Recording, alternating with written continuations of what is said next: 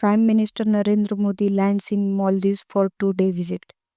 PM Modi is visiting Maldives at invitation of President Mohammad Muizzu to participate as a guest of honor at the country's 60th Independence Day celebrations. This is the Indian leader's third visit to South Asian country and notably the first by any head of state or government during President Muizzu's tenure.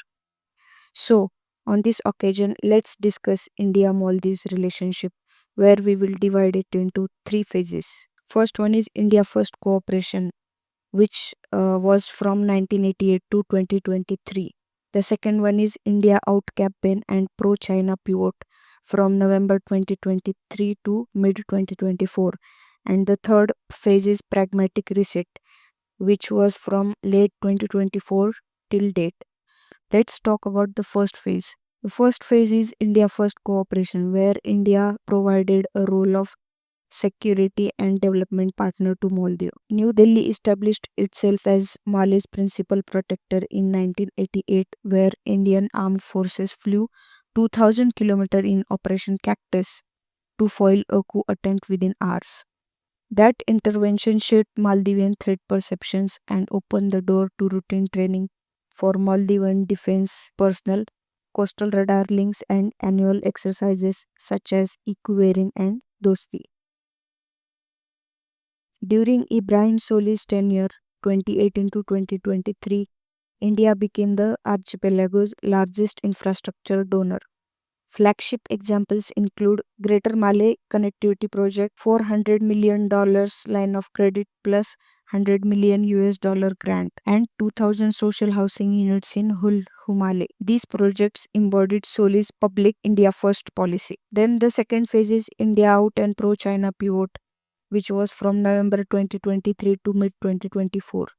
Here we see a political shift when President Mohammad Muizzu, elected in November 2023 as President of Maldives, and he wrote a nationalist India Out slogan that framed 89 Indian military technicians as an infringement of sovereignty. He demanded their withdrawal and signaled a realignment by making Beijing his first state visit. In Beijing, January 2024, Muizzu and President Xi Jinping of China oversaw 20 cooperation agreements and 2024-28 Comprehensive Strategic Cooperative Partnership Action Plan covering infrastructure, digital economy, fisheries, and security.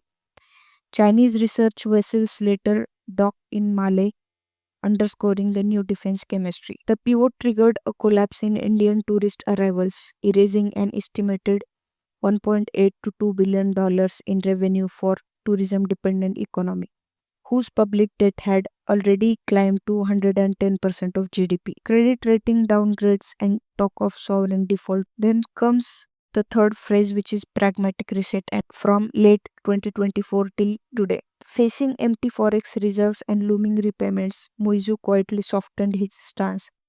Indian uniformed personnel were replaced by civilian technicians and diplomacy resumed. On 26 July 2025, Maldives' 60th Independence Day, Prime Minister Modi became the first foreign leader received by Muizzu. India unveiled a $565 million line of credit, rolled over treasury bill holdings, and opened talks on India Maldives Free Trade Agreement. Maldives now quotes multiple partners.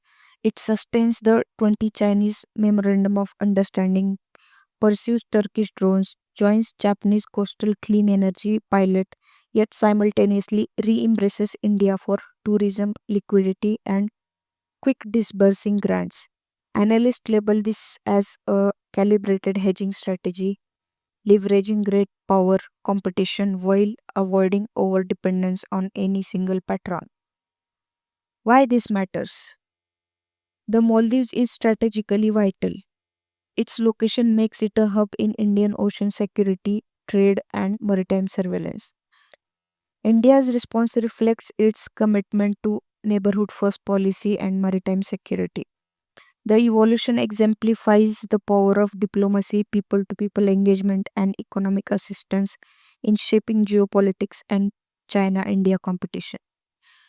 If you have listened till here, I must say you have a good attention span. Also, don't forget to give honest feedback in the comment section. And for more such videos, please like, share, and subscribe.